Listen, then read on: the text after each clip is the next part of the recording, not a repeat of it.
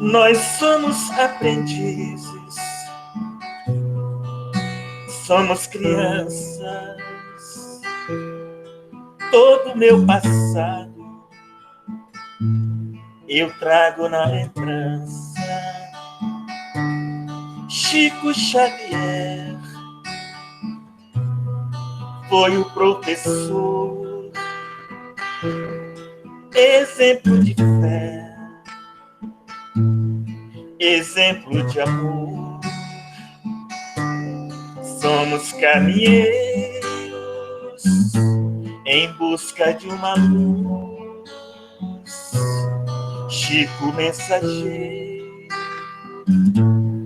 do Mestre Jesus, amor e caridade ele ensinou, exemplo de humildade ele deixou.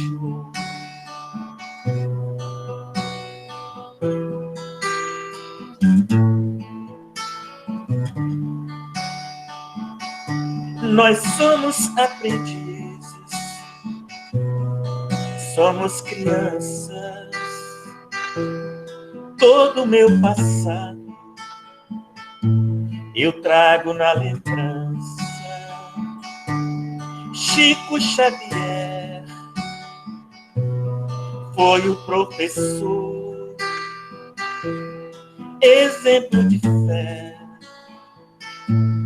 exemplo de amor.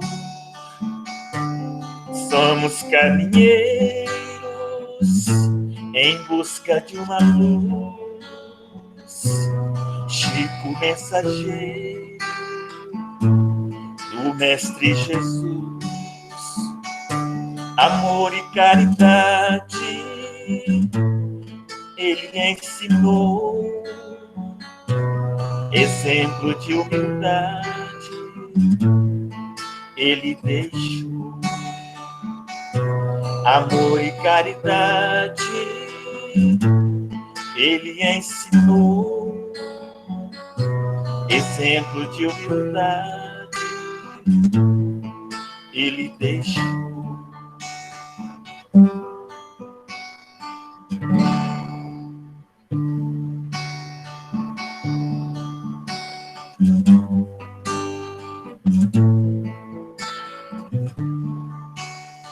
Deus, em ti confiarei,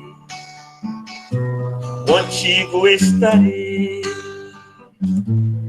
preciso de ti.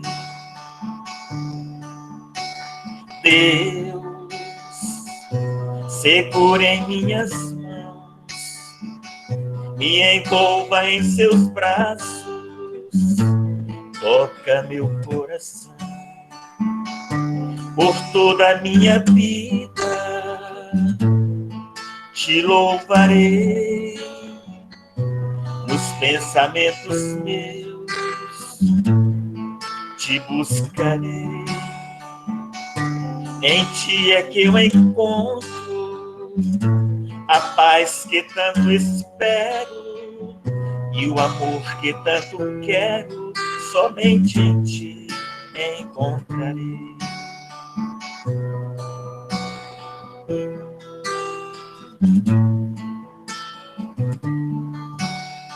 Deus, segura em minhas mãos, me envolva em seus braços, toca meu coração. Por toda a minha vida te louvarei, nos pensamentos meus te buscarei. Em ti é que eu encontro a paz que tanto espero e o amor que tanto quero, somente em ti encontrarei. Em ti é que eu encontro a paz que tanto espero e o amor que tanto quero, somente em ti encontrarei. Encontrarei.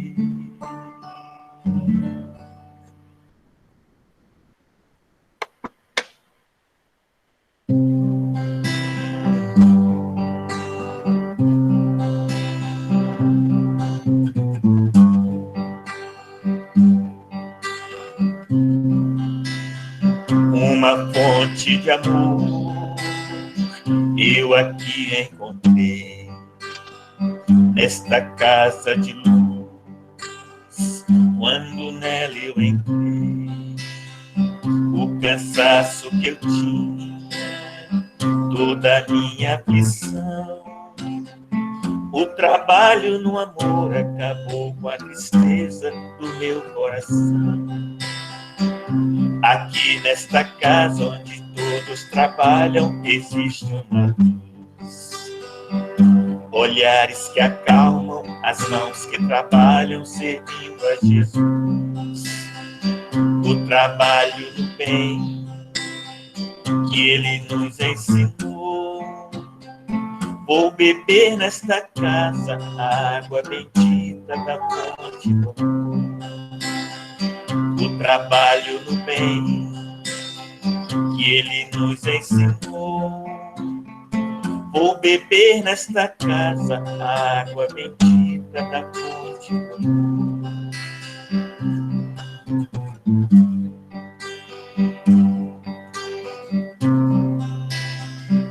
Bem de tardezinha, saí caminhando na beira da praia, olhando pro céu, as nuvens passando e o vento a soprar. O céu colorido de azul e branco, no instante eu parei. Sentei na areia e lavar pelas ondas meus pés eu deixei. E a onda levou todo o cansaço meu. Sei que as ondas não param, constantes trabalham, são águas de Deus. E a onda levou todo o cansaço meu. Sei que as ondas não param, constantes trabalham, são águas de Deus. As conchinhas na areia comecei a juntar. Juntei as conchinhas e fui caminhando na beira do mar. Deixei as conchinhas debaixo da areia e o mar não levou. Mas o meu cansaço, quando entrei no mar, a onda tirou. O céu colorido de azul e branco, um instante eu parei. Sentei na areia e lavar pelas ondas meus pés eu deixei. E a onda levou todo o cansaço meu. Sei que as ondas não param, constantes trabalham, são águas de Deus.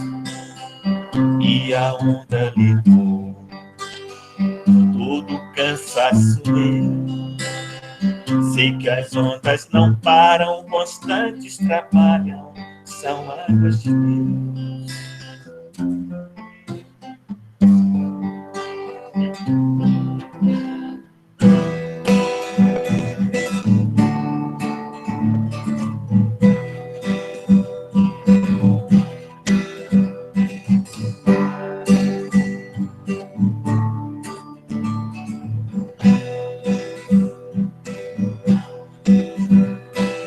Quando o amor reina nos corações,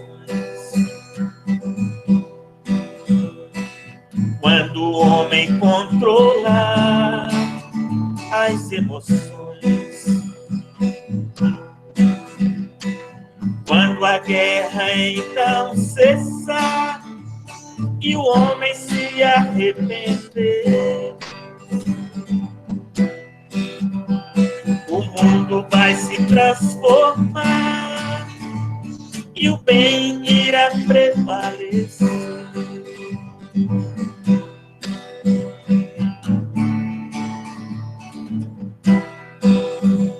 A tempestade vai passar e o mundo verá a luz. A paz então irá reinar, como prometeu Jesus.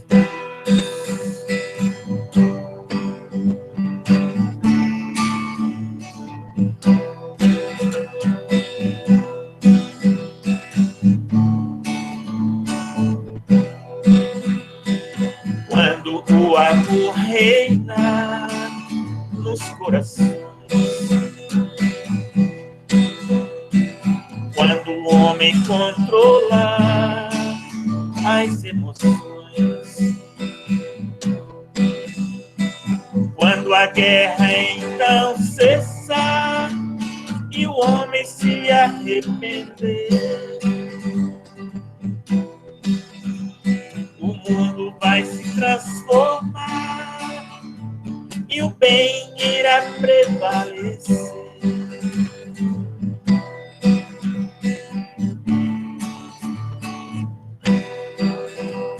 A tempestade vai passar e o mundo verá a luz.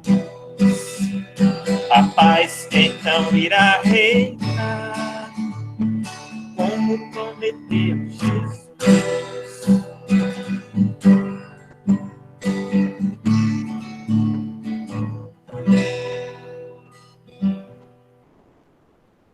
Gratidão.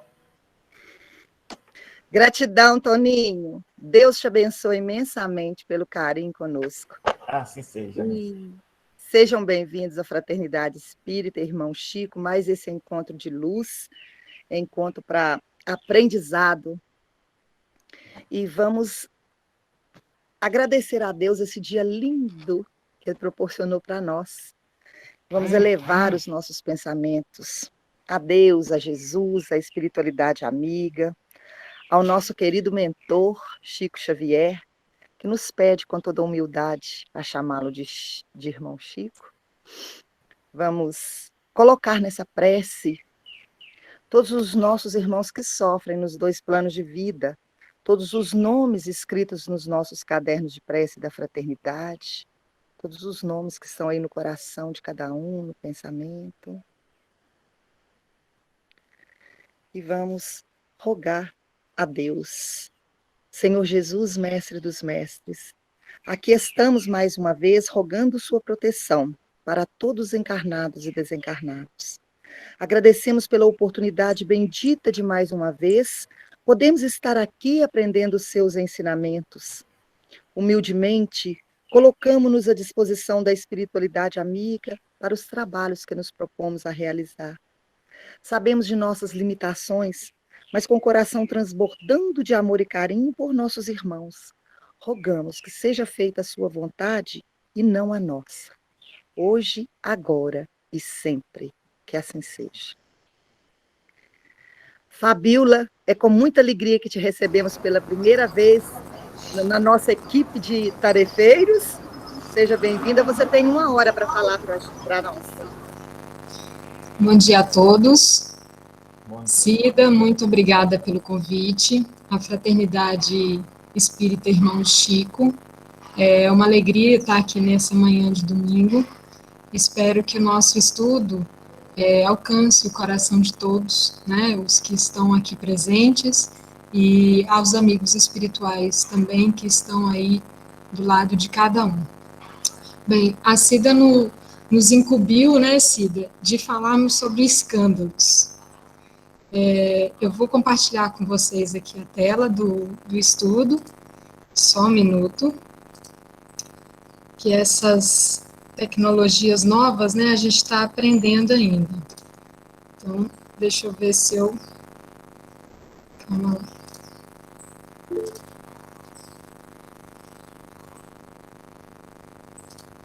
Tem alguém aí que pode me auxiliar?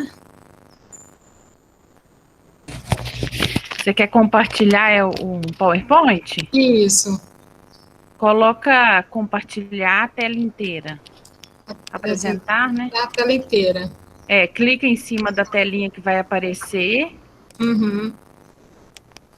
Aí aperta o azulzinho. Compartilhar. Aí, tá vendo? Não deu? Deu. Tá dando aqui, tá processando. Foi pra gente. Agora você vai lá no... caiu. Vamos lá, de novo.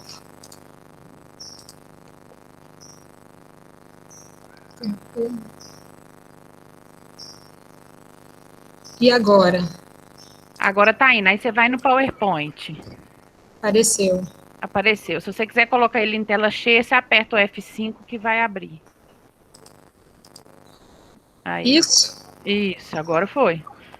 Aí eu perco vocês, a visão de vocês? Perde. Entendi. Tá para vocês aí a apresentação? Não, você tem que deixar no PowerPoint para aparecer pra gente. Tá. Vamos lá, então. Vocês vão me dando um feedback aí, tá? Se tá aparecendo na hora que eu for passar aqui.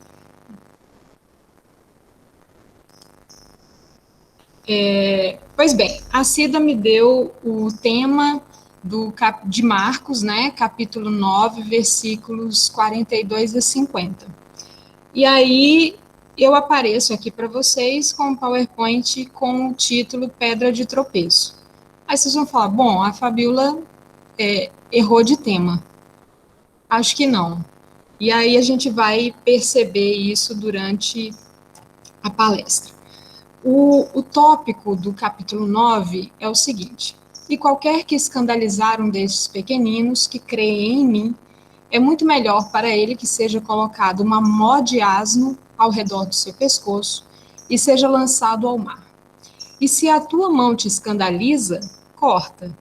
É melhor para ti entrar na vida mutilado do que tendo duas mãos e ir para o Gena, para o fogo inextinguível, onde o verme deles não morre e o fogo não se apaga. E se o teu pé te escandaliza, corta-o. É melhor para ti entrar na vida coxo do que, tendo dois pés, e ser lançado no Gena, onde o verme deles não morre e o fogo não se apaga. E se o teu olho te escandaliza, lança-o fora. É melhor para ti entrar no reino de Deus com um só olho do que tendo dois olhos e ser lançado no Gena, onde o verme deles não morre e o fogo não se apaga. Pois todos serão salgados ao fogo. Bom é o sal, mas se o sal se torna insosso, com que o temperareis? Tende sal em vós mesmos e pacificai uns aos outros. Bom, o título da palestra não está errada, e algumas palavras dessa passagem, especialmente o Gena, não está errado. Numa das traduções bíblicas, é determinado lá como o fogo do inferno ou o inferno, né? Mas para os hebreus, na época de Jesus, eu costumo sempre dizer o seguinte, que nós, quando vamos estudar o Evangelho, seja o Antigo ou o Novo Testamento, nós temos que nos reportar ao período, à cultura, à linguagem daquele povo, né? E eu costumo dizer também que nós passamos por 5 filtros para que esses ensinamentos chegassem até nós. Que filtros são esses? São as línguas, né? Porque a língua mãe de Jesus era o aramaico, a língua dos hebreus era o hebraico. Então, nós passamos do aramaico, hebraico, grego, latim, para chegar ao português. Graças ao nosso irmão Haroldo Dutra Dias, ele estudou o hebraico profundamente, né, e essas traduções, e ele tem o Evangelho, em que ele explica muito bem essas passagens para a gente, e nos apresenta uma tradução mais fidedigna, tá? E o que é esse Gena? O Gena, naquela região, né, em Jerusalém, ele era um local situado ao altar onde eram queimadas crianças vivas, tá? Como oferenda a uma divindade pagã. O rei Josias, ele destruiu um tempo esse culto e lá se transformou num depósito de lixo de Jerusalém, onde se lançavam os cadáveres dos animais também. Após a morte do rei Josias, esse culto pagão, ele foi restabelecido. E lá nesse local, no Gena, se tornou um símbolo de castigo para aquelas pessoas denominadas más, ruins, tá? Passando esse local a representar este castigo que purificava alguns pescadores. Esse local também é conhecido como o Vale dos Gemidos, tá? E essa tradição, né, por assim dizer, ela era utilizada na época de Jesus. Por isso, na época dele, ele, na verdade, quando ele citou essa passagem, ele se referiu ao Gena, ele não se referiu ao inferno. Então, ele não estava falando de uma dimensão espiritual, ele estava falando de uma dimensão terrena, tá bom? Se alguém tiver alguma dúvida, pode solicitar aqui que a gente para e vai trocando ideias. Jesus, então, nessa passagem, se a gente parar para adotar uma compreensão literária, ele estava fazendo apologia ao suicídio e à automutilação, porque ele fala durante a passagem que é melhor a gente cortar a mão, que é melhor a gente cortar os pés, né? E que a gente pegue essa pedra de mó e se lance ao mar, né? Prenda ao nosso pescoço e se lance ao mar. Então, a primeira reflexão sobre o aspecto literal que nós temos que fazer sobre essa passagem é: Jesus estava fazendo apologia ao suicídio e à automutilação? Porque, percebam, ele usou uma figura de linguagem extremamente forte, extremamente pesada, né? Então, a gente precisa refletir sobre o peso que ele quis dar para essa parábola, né? Prosseguindo. Então, qual que vai ser o nosso roteiro nesse estudo? Primeiro, qual a origem e o significado do termo pedra de tropeço? Há previsão da pedra de tropeço no Velho Testamento e no Novo Testamento? Jesus foi e é uma pedra de tropeço? É necessário as pedras de tropeço ou os escândalos? Quais são os tipos de escândalo? Que subsídios a doutrina espírita nos oferece para uma melhor compreensão do tema? E, principalmente, nós somos pedras de tropeço para alguém? E como evitar que sejamos pedras de tropeço? Alguém quer me dar um feedback aí? Tá tudo ok? Tá tranquilo. Estou sem a visão de vocês. Bem. Vocês estão visualizando bem? Você quer tentar, Fabiola, colocar em vez de tela cheia uma guia? Porque às vezes aparece para você. Eu acho que é melhor, porque eu estou me sentindo meia perdida. Tenta colocar uma guia, talvez vai dar. Tá. Uma guia.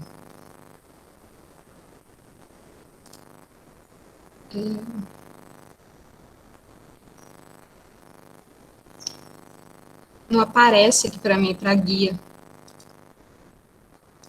Deixa eu tentar uma janela. A janela dá.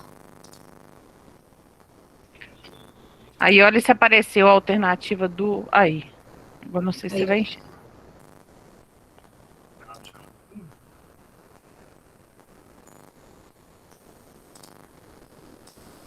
Apareceu não, né? Agora saiu, tá apresentando, mas não é a tela do PowerPoint. Entendi. Bom, vamos continuar daquele jeito mesmo, porque aí a gente vai interagindo. Vocês vão me dando feedback aí, tá? Vamos voltar aqui de novo.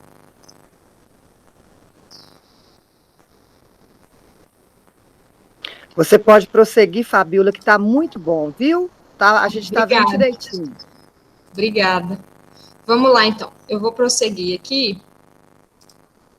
Parar a apresentação. Tela inteira.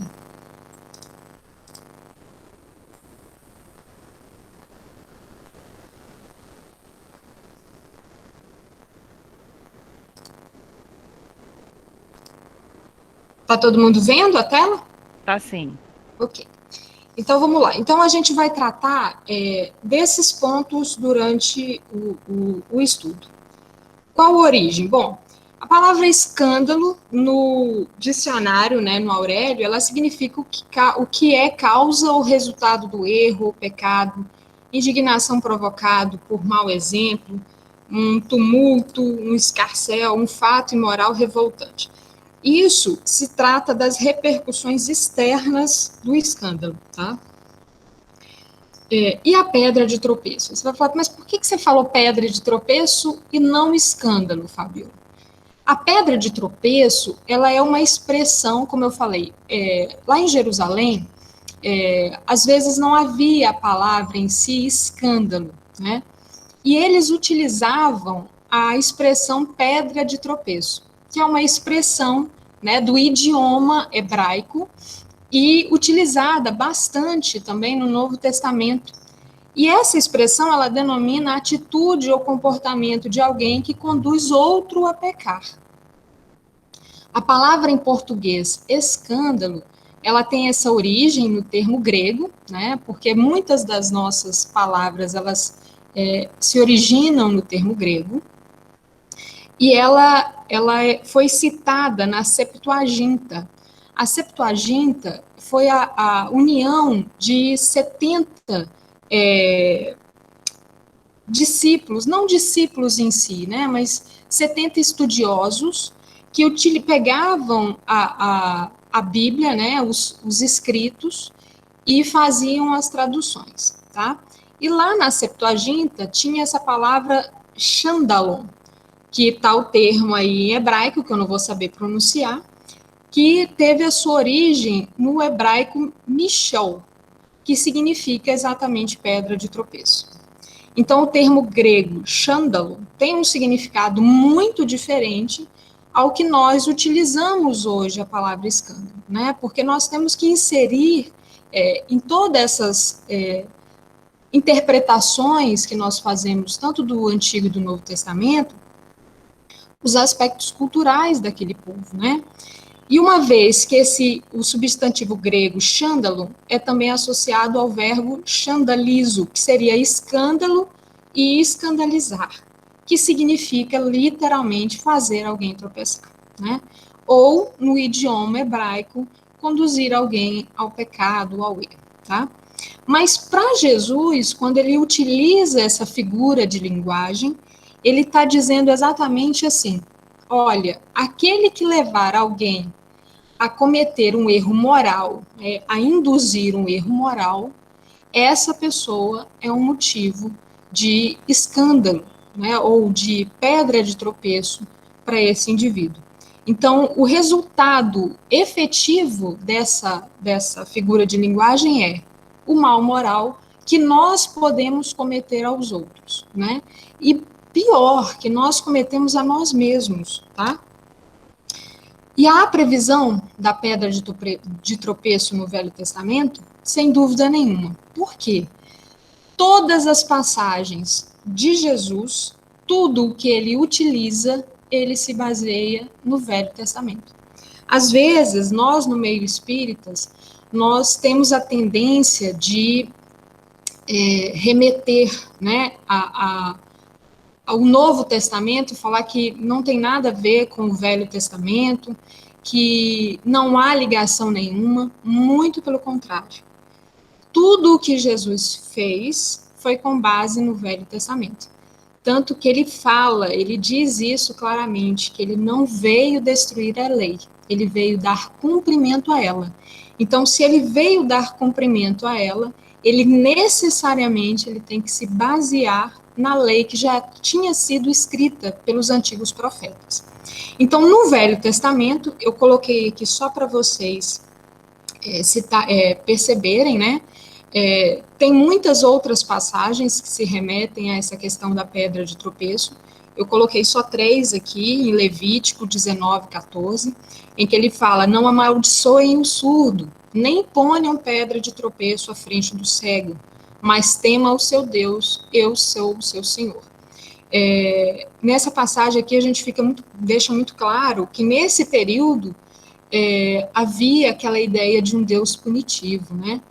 Ezequiel 7:19, a mesma coisa, ele fala dessa questão: serviram apenas para fazê-los tropeçar na iniquidade, ou seja, na imoralidade. Em Ezequiel 14:3-4, também a mesma passagem, tem essa questão da pedra de tropeço. Eu deixei aí só para exemplificar para vocês, tá? Mas tem outras passagens também. E no Novo Testamento? Tem várias passagens no Novo Testamento a respeito da pedra de tropeço.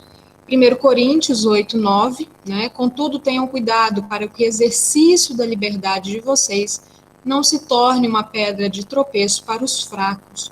Aqui a gente percebe que Paulo deixa muito claro a questão do livre-arbítrio, né? Que o nosso livre-arbítrio, ele é extremamente limitado, pode conduzir as outras pessoas a tropeçarem pelo exemplo. É por isso que Jesus se torna um modelo e guia para a humanidade, porque ele deixa o seu legado de moralidade pelos seus exemplos, tá? E aqui citei também 1 Pedro 2:7-8, que também fala que os que não creem tropeçam porque desobedecem a mensagem para que também foram destinados. Em 1 Coríntios 1:22-24, a mesma coisa. A ideia aqui dessas passagens é que o Messias seria crucificado, era uma pedra de tropeço para os judeus. Por que isso? Porque eles tinham, especialmente os judeus, até hoje existem grupos judeus que entendem que o Messias ainda não chegou. E por quê? Porque eles entendiam que o Messias ia vir com uma espada a fim de fazer as lutas, as guerras, para livrá-los dos romanos, né? Da escravidão, especialmente. E para esses judeus, o Messias ainda não chegou. Tanto é que eles não adotam o Novo Testamento, né? Os livros de João, Marcos, Mateus, Lucas, não é adotado por alguns judeus na atualidade. E exatamente por isso, Jesus passa a ser, para alguns judeus, uma pedra de tropeço, porque ele vai de encontro àquelas crenças da violência, do mal, do que é negativo nesse período. E aí é a pergunta, né? Jesus foi e é uma pedra de tropeço? Eu queria que cada um fizesse uma reflexão no sentido de pensar em que momento Jesus foi uma pedra de tropeço para você, na sua vida. Porque, às vezes, nós nos deparamos com conceitos morais, com comportamentos, né? E a gente percebe que está indo contra ao que o Mestre nos ensinou, ao que o Mestre nos deixou. E isso se torna uma pedra de tropeço para nós. A gente tem aqui em Romanos uma citação, em Lucas também. Em Romanos 9:30-33, os gentios que não buscavam justiça a obtiveram, uma justiça que vem da fé. Mas Israel, que buscava uma lei que trouxesse justiça, não a alcançou. Por que não? Porque não a buscava pela fé, mas como se fosse por obras. Eles tropeçaram na pedra de tropeço. Como está escrito, eis que ponho em Sião uma pedra de tropeço e uma rocha que faz cair. E aquele que nela confia jamais será envergonhado. Nessa passagem em Romanos, Paulo está citando Isaías 28:16. E aqui, nesse momento, ele está dizendo exatamente isso, né? Que como os judeus esperavam um Jesus violento, né? Um Messias que fizesse prevalecer um reino pela força, e eles encontraram um Messias que queria fazer prevalecer um reino pelo amor, pela paz. Eles entenderam que Jesus não era o Messias, em decorrência disso, né, nessa passagem. E, por fim, Lucas, e Simeão os abençoou e disse a Maria, mãe de Jesus, este menino está destinado a causar a queda e o soerguimento de muitos em Israel, e a ser um sinal de contradição, de modo que o pensamento de muitos corações será revelado. Quanto a você, uma espada atravessará a sua alma. Essa passagem aqui, Lucas, né, tá citando o momento que Simeão teve com Maria, em que já havia, Simeão, na verdade, só estava repetindo o que as escrituras, né, o Velho Testamento estava prevendo, de que Jesus seria uma contradição, né, uma pedra de tropeço para aquele povo. Tranquilo, gente?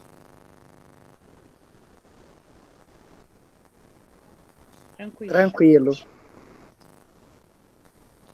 Joia? Muito explicativo, muito bom. Que bom. Qualquer dúvida pode perguntar aí, tá? Qualquer questão aí, a gente para aqui e vai conversando. Então, Jesus foi e é uma pedra de tropeço, por quê? Primeiro, a ideia de que Jesus veio para constituir o escândalo central em Jerusalém e Roma. Por que ele veio constituir esse escândalo central? Bom, Roma e Jerusalém, os romanos, eles eram muito apegados às questões materiais, né? E eles tinham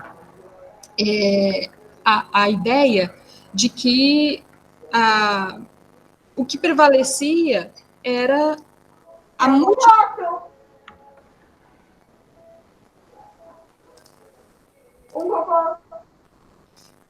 Alguém esqueceu o microfone ligado?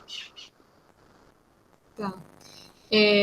Eles tinham a ideia, deixa eu voltar lá para a apresentação. Tá todo mundo vendo? Estamos. O slide? Eles tinham a ideia de que os bens materiais deveriam prevalecer, né? Que não havia outra vida, que não havia outras reencarnações, e que, portanto, eles estavam muito, muito arraigados aos aspectos materiais da existência, né? Tanto é que os próprios fariseus daquela época, eles estavam se tornando corruptíveis, né? Por conta dessa ideia que os romanos tinham. Então, ele veio trazer este escândalo, ele foi uma pedra de tropeço para muitos naquele período. E o segundo aspecto, que ele veio trazer a ideia do mal moral que existe em nós. Que a nossa conduta moral, ela é sim uma pedra de tropeço para muitos. E que, portanto, nós precisamos nos ajustar ao bem, à moralidade, a uma conduta em que a gente tenha a responsabilidade sobre as nossas ações e que as nossas ações refletem nas pessoas que estão à nossa volta. Então, para aqueles que não conhecem Jesus ou que não conhecem as leis, né, elas estão, sim, servindo como pedra de tropeço, né? E quem não crê e quando conhece, acaba se escandalizando, porque fala assim, meu Deus, eu fiz tanta coisa errada. Eu tenho certeza que se nós fizermos aí uma autoanálise, a gente vai perceber que quando nós passamos a ter a consciência das leis, né, dos ensinamentos de Jesus, a gente começa a perceber o quanto nós fomos pedras de tropeço para muitos. Eu me recordo, eu comecei na doutrina espírita, eu tinha meus 14 anos, e aí dos meus 14 aos meus 20 anos, eu fiquei assim entre lá e cá, sabe, assim, eu era espírita, mas não era porque eu era na hora que era conveniente. E exatamente nesse período, hoje, né, depois na fase adulta, a gente percebe que por conta da cobrança da lei moral na nossa consciência, né, das leis de Deus, né, que elas vão ficando muito fortes na nossa consciência, eu preferia ficar nesse laicar, né? E aí, depois dos 20, é que eu falei assim, não, agora eu dou conta. Mas não é fácil, porque há uma cobrança íntima muito grande das nossas condutas, das nossas posturas, das nossas escolhas e principalmente dos nossos pensamentos. Vamos lá. É necessário as pedras de tropeço e escândalos? Jesus falou que era, né? Que há uma necessidade, sim. E aí eu me perguntei, né, durante esse estudo, será que é uma necessidade absoluta que as pedras de tropeço e os escândalos ocorram? É necessário, né? Mas ai daquele por quem essa pedra seja colocada no caminho de alguém. E por quê? Qual é a necessidade útil dessa pedra de tropeço? Ou é necessário que eles ocorram por conta da condição dos homens que não se acautelam contra as más tendências? Então, dentro dessa questão, eu quero que vocês reflitam sobre isso. Há uma necessidade absoluta que a humanidade tenha escândalos? E se é uma necessidade absoluta, qual é o antídoto dessa necessidade? Bom, essa necessidade, Fabíola, seria ainda pela nossa evolução moral, essa necessidade, se, de acordo com a nossa postura, né, a nossa evolução moral, chegássemos a um ponto de não precisar mais desses escândalos. Seria isso? Sim, sem dúvida. Porque ontem a gente estava até falando no outro estudo que Jesus nos empoderou. Ele falou assim, vós sois deuses. Quer dizer, o que a gente está fazendo com a nossa divindade? Porque se a gente tem a potencialidade, por que a gente não consegue levar essa potencialidade ao máximo? Por que nós optamos em permanecer numa condição moral e espiritual medíocre? Né? Nós vivemos dessa forma, nós ainda lutamos como crianças rebeldes, né, contra o Pai. Nós, de forma contínua, rompemos a aliança que estabelecemos com o Pai.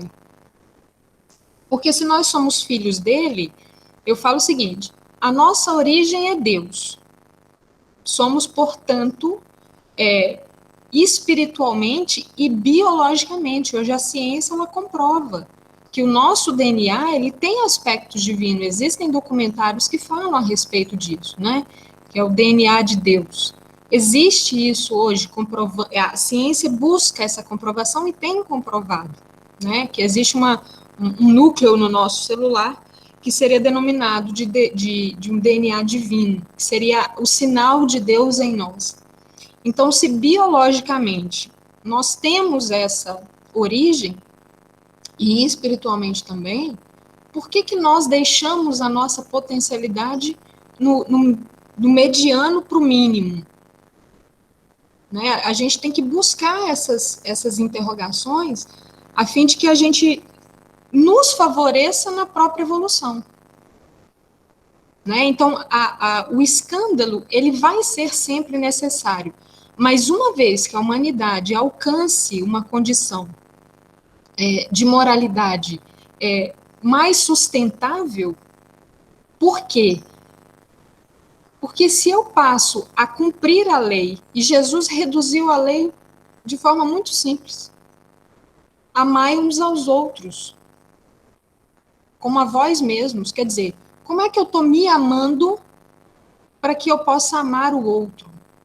Quer dizer, o amor que eu aplico a mim é tão pequeno porque eu fico me ferindo. Quando eu falo assim, ou quando eu penso e faço que eu quero fazer mal a alguém, eu estou me ferindo. Porque a flecha que eu estou lançando, ela vai voltar para mim. A gente tem que parar para pensar a gente vai ver lá na frente, na lei de causa e efeito, que as pedras de tropeço que eu opto em colocar no caminho de alguém, elas vão estar lá na frente para mim. Né? E aí a gente cai na questão da justiça divina. Que aquele que praticou, ainda que para servir a justiça divina, ele não praticou o mal menor. E ele vai ser punido. Porque o mal é sempre o mal, não tem essa de mal pequeno, mal médio, mal grande. O mal é sempre o mal. Roubar 50 centavos e roubar 1 milhão, é roubar do mesmo jeito. Né? E aí, o escândalo, ele ocasiona a necessidade da reparação. A gente cai aqui no grupo aqui, eu falo que tem um acrônimo que a gente fala que é o ARI, que é a necessidade da reparação e a expiação. Se eu tenho uma ação, eu necessariamente, se essa ação ela está contrária às leis de Deus, necessariamente eu vou ter que reparar e possivelmente eu vou ter que expiar essa ação que eu tive, esse ato que eu tive. Então a gente tem que parar para pensar nesse aspecto, principalmente porque uma vez que eu coloco a pedra para alguém, essa pedra que eu lancei para alguém tropeçar, ela vai estar lá na frente para que eu tropece também.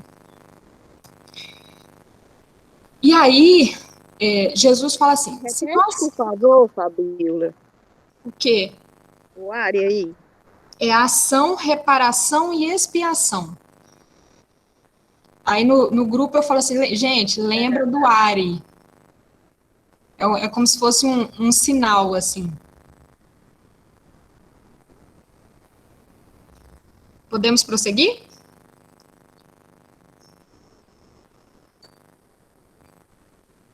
Vamos lá. E aí Jesus fala assim, se vossa mão é motivo de escândalo, cortai-a.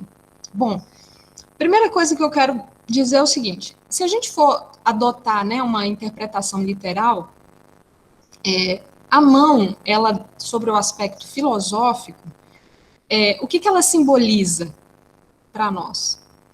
Os pés, o que eles simbolizam para nós? Né? Emmanuel tem uma passagem que ele fala o seguinte, que as nossas mãos, no plano espiritual, é como se fosse a nossa ferramenta maior, porque é ela que concretiza a ação do pensamento. Né? Então, se eu quero levar um alimento à boca, biologicamente, meu cérebro fala, estou com fome, né? A barriga sente, mas quem vai trazer o alimento até a boca é a mão. O que os pés representam? Os pés nos representam os caminhos que nós percorremos a fazer essa escolha, essa eleição para o mal. E o pescoço, ele representa exatamente, porque naquela época não se tinha, na época de Jesus, não se tinha essa configuração de cérebro, como nós temos hoje, né? A neurociência, a neurofisiologia, a gente, naquela época, não tinha isso. O pescoço, ele representa exatamente o caminho entre a capacidade de pensar e o coração, tá? Por isso, quando ele fala assim, que coloque uma pedra de mó no pescoço, né? Jesus está querendo, literalmente, ele está dando uma deixa para nós, para que nós possamos refletir o que cada membro desse que ele vai falando representa. E aí, quando ele fala isso, né, ele quer dizer o seguinte, não que a gente tenha que cortar, né, a gente não precisa cortar a mão, a gente não precisa cortar o pé, a gente não precisa cortar o pescoço, nem se atirar ao suicídio, tá? Muito pelo contrário. Ele quer dizer, se aquele instrumento, aquela ferramenta, ela é motivo de escândalo, repense sobre ela, e faça com que aquela ação que você está utilizando, aquela ferramenta, se extirpe de você. No sentido de arranque de você essa maldade que você está querendo cometer com esse instrumento, que é a sua mão, que é o seu pé, que é o seu olho, que é o seu pescoço, que é o intermediário entre o pensamento, a cabeça e o coração. É isso que ele quer dizer, né? Porque o corpo, ele reflete essas tendências do espírito, tá? E aí a pergunta que eu quero deixar a vocês é o seguinte: a carne é fraca ou é o espírito que é fraco? E nesse momento eu quero deixar claro também o seguinte: às vezes a gente toma essa passagem de Jesus e fala assim, olha, fulano nasceu sem o pé, sem a mão, né? Ou nasceu com alguma deficiência, idiotia. Isso não significa necessariamente que essa pessoa tenha cometido escândalos para que ela viesse dessa forma. Às vezes é uma pessoa missionária que auxilia, né, no progresso daquele grupo em que ela está inserida. Então a gente tem que ter muito critério em relação a essas análises, porque esses julgamentos nos levam ao escândalo, tá? Então, se a carne é fraca ou o espírito é fraco, a gente tem que analisar. Por quê? Quem manda no corpo? Quem manda na ferramenta física? Necessariamente é o espírito, né? É ele que comanda o nosso corpo. Então, quando nós colocamos a responsabilidade, assim, eu não consigo porque a minha carne ainda é fraca, né? A gente coloca a culpa na carne. Então, a gente está falando que nós somos subordinados à matéria e não o contrário, tá? Bezerra de Menezes, no livro Ontem e Hoje, ele tem uma frase que eu achei muito, muito interessante colocar aqui, que ele fala assim, o escândalo ocorre, mas que não seja por vosso intermédio. Quer dizer, como é que a gente alcança esse patamar de falar, olha, os escândalos estão acontecendo por aí, mas eu não estou sendo um instrumento dele. E aí eu me perguntei, né, quais são os tipos de escândalo que nós podemos encontrar por aí? No Livro dos Espíritos, há uma menção nas questões 904 e 904A e 903 sobre isso, mas especialmente no livro Suma Teológica, de São Tomás de Aquino, tem umas questões lá, na questão 43, ele fala de forma muito, muito mais profunda sobre isso. Nós temos um escândalo previsto, mas não desejado, que é quando, por dever de ofício, sujeitamos alguém ao ridículo. Como é que isso ocorre? Às vezes você está na sua função de trabalho lá, e necessariamente a sua função é investigar, é expor alguma pessoa por conta de uma conduta dela, tá? E aí, nesse caso, a questão 904, ela deixa claro o seguinte, eu vou pegar aqui para ler só um trechinho, para que vocês entendam. Ela fala assim, a culpa em sondar as chagas da sociedade e as revelar, isso depende do sentimento que o leva a fazê-lo. Se o escritor não tem em vista senão produzir escândalo, é um prazer pessoal que ele se procura apresentando quadros que frequentemente são mais um mal que um bom exemplo. O espírito aprecia, mas pode ser punido por essa espécie de prazer que toma em revelar o mal. Então, às vezes, tem um policial, um delegado que está investigando um crime, ele precisa revelar o mal que aquela pessoa fez. E aí, nesse caso, é um escândalo previsto, mas não que necessariamente essa pessoa tenha prazer em expor aquele escândalo. Ela faz por uma questão de ofício. Tá? O escândalo atinge o previsto e desejado. Esse escândalo é o mais severo, né, sobre o aspecto moral, que ele está na questão 903, que é aquele por puro interesse pessoal, né? É aquele que você fala assim, eu quero expor fulano ao ridículo, eu quero realmente colocá-lo numa posição para ridicularizar, né? E aí, nesse tipo de escândalo, a pessoa acaba, quem causa o escândalo, ela quer obter alguma vantagem, né? Ela quer realmente danificar espiritualmente aquela pessoa, tá? Esse é o pior de todos, porque esse é aquele que você você cria o escândalo, né? E você deseja pela criação dele. E tem o escândalo passivo, ou que o São Tomás de Aquino chama de farisaico, que é que é aquele que ocorre em decorrência da nossa fraqueza ou ignorância, né? Ele enxerga o mal onde na realidade não há nenhum, tá? Como é que é esse escândalo? Normalmente, naquela época, por exemplo, quando Jesus saía realizando as curas, os fariseus utilizavam do ato de Jesus para poder falar assim, tá vendo? Isso é bruxaria, né? Ele está indo contra as leis. Isso é o escândalo passivo ou farisaico, tá? Então, alguém chega para você para contar alguma situação e a gente, às vezes, mentalmente vai falar assim, mas fulano está mentindo, mas fulano está não sei o quê. E aí você transfere isso para alguém, né, com a sua concepção. Isso é um escândalo denominado farisaico ou passivo.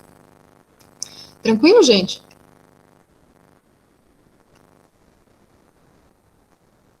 Tranquilo.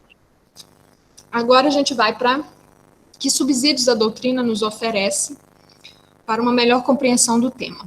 Bom, no capítulo 8 do Evangelho segundo o Espiritismo, no item 12, Kardec nos apresenta o seguinte relato. Que no sentido evangélico, a acepção da palavra escândalo, tão a miúde empregada, é muito mais geral, pelo que em certos casos não se lhe apreende o significado. Já não é somente o que afeta a consciência de outrem, é tudo o que resulta dos vícios e das imperfeições humanas. Toda reação má de um indivíduo para outro, com ou sem repercussão. O escândalo, neste caso, é o resultado efetivo do mal moral. Então, o que a doutrina espírita no Evangelho nos apresenta a respeito disso? Que, na verdade, escândalo, ainda que não haja, né, lá no início do nosso estudo, eu coloquei que escândalo é ato de alguém fazer tropeçar, de forma externa, né, uma repercussão externa. E aí, a doutrina nos apresenta o seguinte, que não, independente de ter uma repercussão externa, escândalo é tudo aquilo que ainda nos torna imperfeitos, né? É tudo aquilo que resulta dos nossos vícios, é tudo aquilo que ainda há de mal moral em nós. É muito mais profundo do que simplesmente ficar numa posição passiva e ver um ato externo de escândalo. E aí, no Evangelho também, no item 13, é preciso que haja escândalo no mundo, disse Jesus, porque imperfeitos como são na terra, os homens se mostram propensos a praticar o mal, e porque árvores más só maus frutos dão. Na hora que eu li essa passagem, eu falei assim, toma, a gente quer um planeta perfeito, a gente quer estar livre desse momento da pandemia, mas nós não estamos querendo nos tornarmos árvores para produzir bons frutos. Nós continuamos, nesse período mesmo da pandemia, se nós formos analisar quantas vezes nós emitimos pensamentos para o universo de forma negativa, com alguma circunstância negativa, ou maldizendo o momento que nós estamos vivendo. Eu acredito que essa nos propicia, dentre muitas das reflexões que já foram produzidas, a seguinte reflexão. O que nós fizemos e o que nós estamos fazendo ainda para que o mundo continue colhendo o próprio fruto, que é uma pandemia dessa. Quer dizer, se nós estamos aqui todos encarnados, e nós estamos vivenciando esse momento é porque nós pedimos para vivenciar esse momento. Só que esse suposto mal, que é a pandemia, ele poderia ter sido evitado por nós?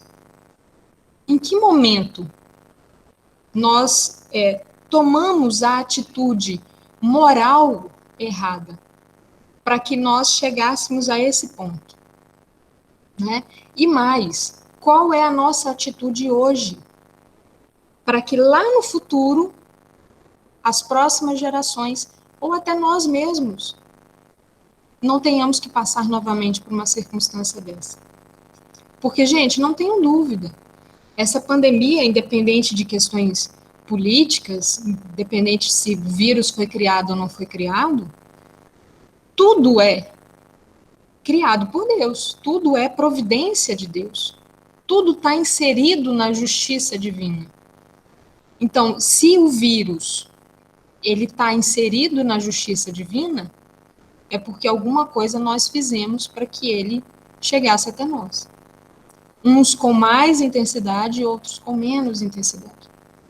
E aí, essa geração que está permanecendo, né, aqueles espíritos, né, que já partiram dessa em decorrência da pandemia, a nós que estamos ainda aqui, nos cabe a responsabilidade de pensar o que nós estamos fazendo daqui para frente, né? Fica essa reflexão a respeito disso, porque se o Evangelho fala que o escândalo, ele independe da repercussão, porque, na verdade, ele se trata de uma imperfeição e um vício moral, fica a questão aí para a gente refletir. No livro Céu e Inferno, não há um só mal que não importe em funestas consequências para o futuro. Uma só infração à lei divina que não traga sua punição na cota de sofrimentos futuros. Isso está no capítulo 7 do livro Céu e Inferno, Código Penal da Vida Futura. Percebam, aqui a gente cai na lei de causa e efeito, né? A gente precisa parar de colocar essas pedras no nosso caminho. Quando a gente fala em causar um escândalo para alguém, a gente está colocando pedra no nosso caminho, não é no caminho.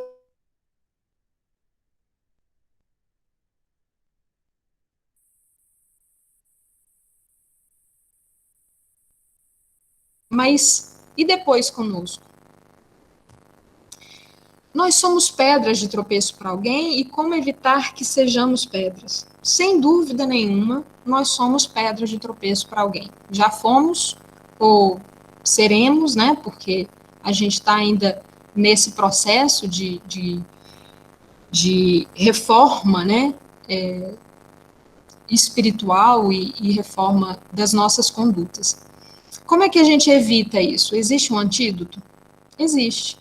É a gente buscar esse autoconhecimento, né, sobre as nossas imperfeições, entender essas imperfeições e, aos poucos, ir fazendo uma construção de um ser novo, de uma pessoa reformulada em que não busque colocar pedras para ninguém, né, porque a consequência dessa pedra é para nós mesmos.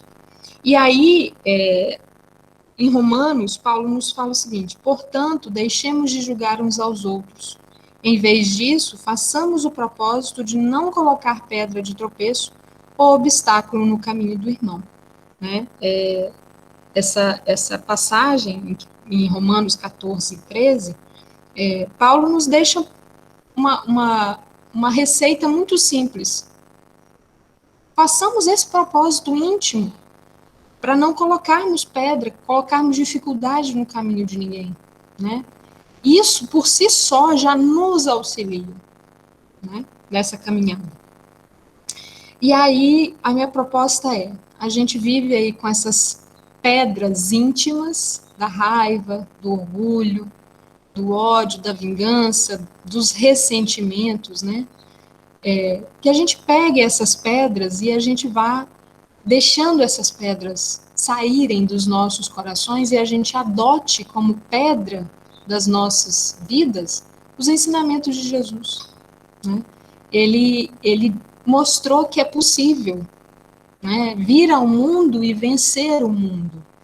Né? Essa exemplificação dele nos mostra, primeiro, que independente da nossa fragilidade, independente da carne, o espírito pode ser forte.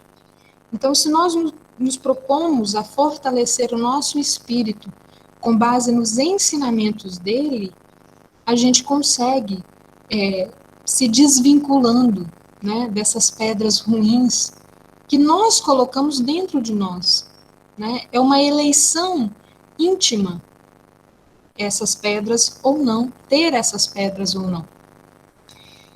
E, por fim, a Cida me pediu para falar um pouco sobre a questão da rainha Teodora, em relação à reencarnação, né, na Bíblia. Em 543 depois de Cristo, né, a rainha Teodora ela era casada com o imperador Justiniano, e a história fala que ela era uma prostituta, né? E por conta de algumas maldades em que ela fazia,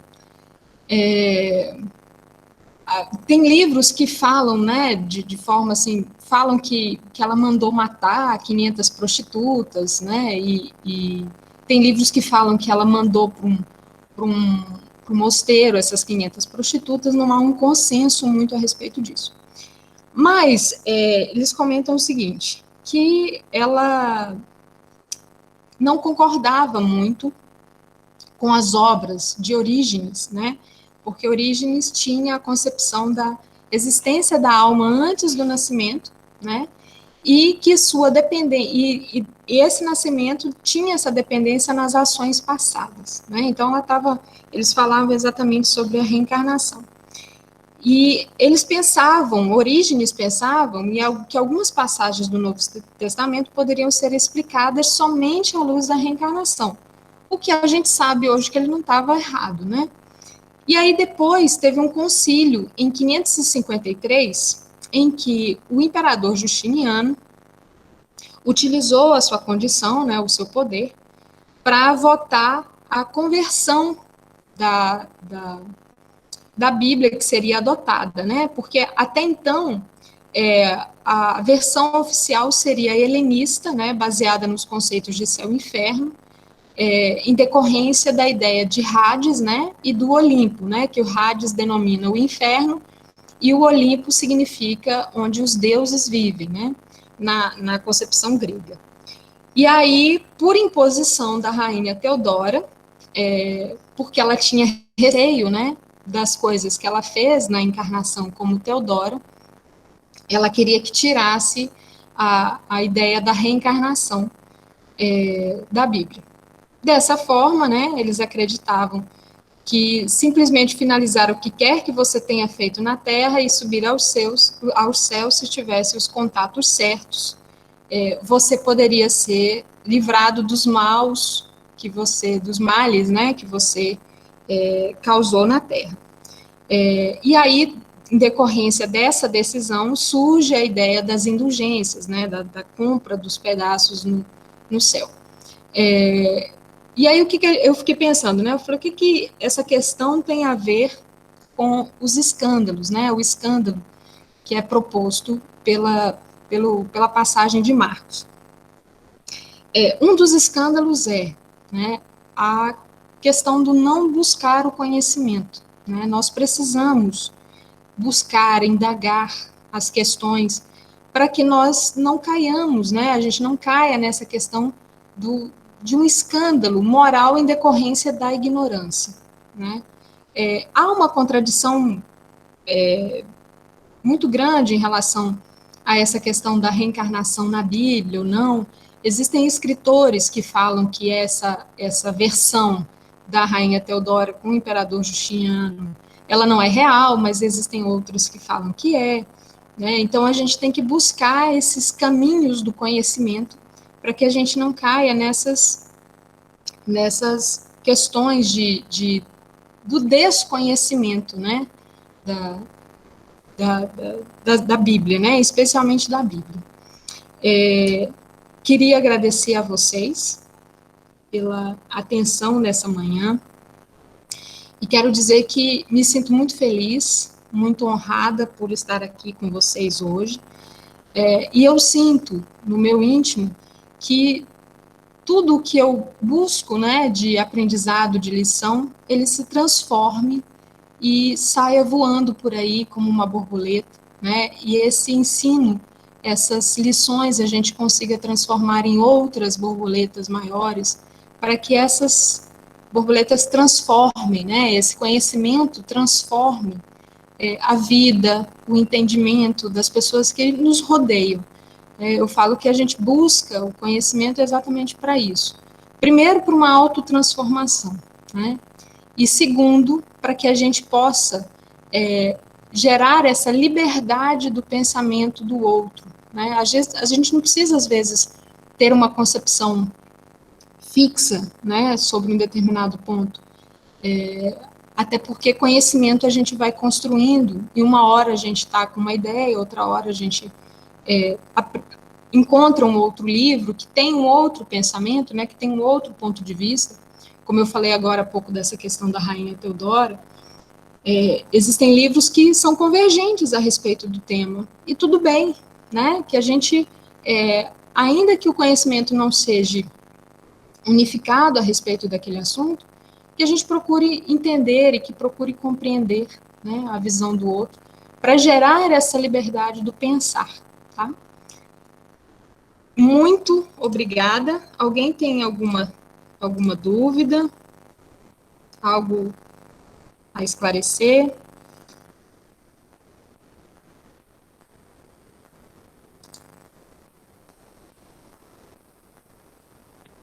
Eu quero agradecer, Fabíola, porque você fez assim, a gente compreender e sentir mais vontade ainda de continuar estudando, né? Continuar compreendendo.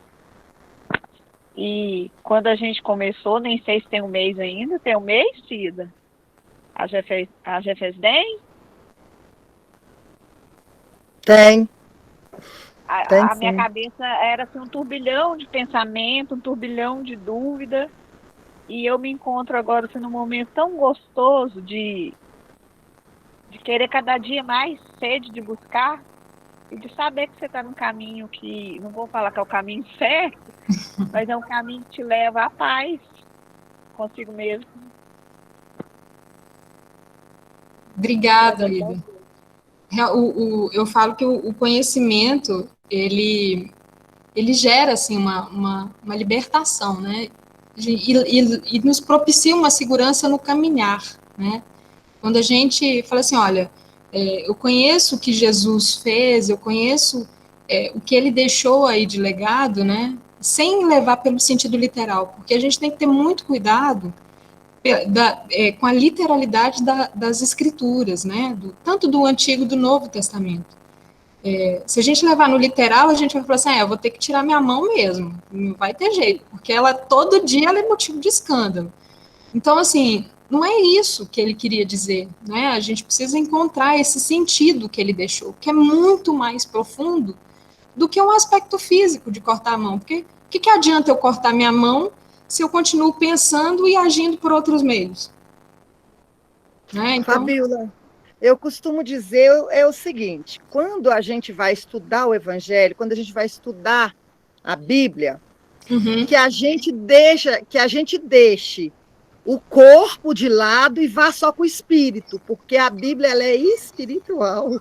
Então, que a gente vá com o espírito. É verdade, é isso mesmo. A gente tem que ter o olhar espiritual.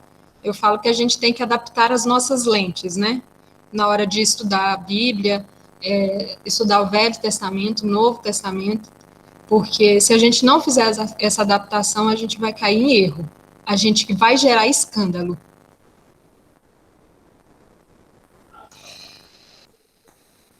Já quer ir para a prece final? Vamos lá.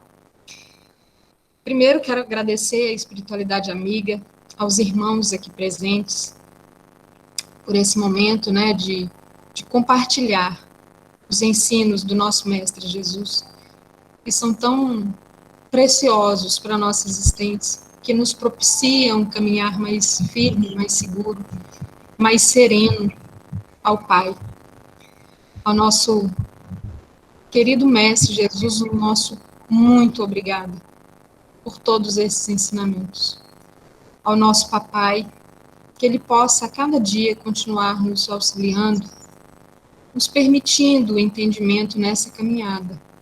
E especialmente, Senhor, aos nossos irmãos que neste momento sofrem tanto com esta pandemia. Sabemos que a Tua misericórdia é infinita mas que estamos sobre a tua justiça, que é divina, que é próspera e que nos permite uma evolução, apesar da dor. A todos aqueles profissionais da saúde, aos coveiros, aos motoristas de ambulância, a tantas pessoas que neste momento estão envolvidas com esta pandemia, diretamente e indiretamente, que eles sintam a força que este grupo neste momento emana, para que seus espíritos se sintam fortalecidos.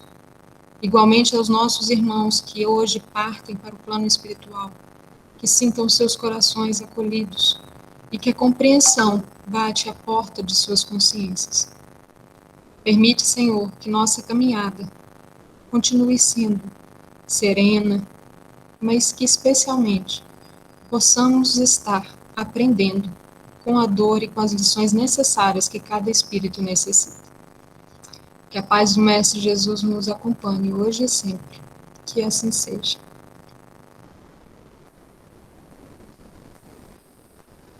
Cida, é com você.